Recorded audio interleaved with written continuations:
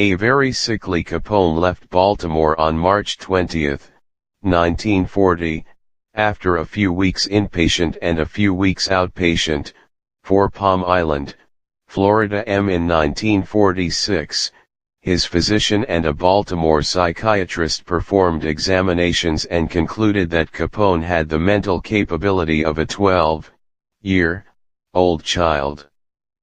Capone spent the last years of his life at his mansion in Palm Island, Florida. On January 21, 1947, Capone had a stroke. He regained consciousness and started to improve but contracted pneumonia. He suffered a fatal cardiac arrest the next day. On January 25, 1947, Al Capone died in his home, surrounded by his family.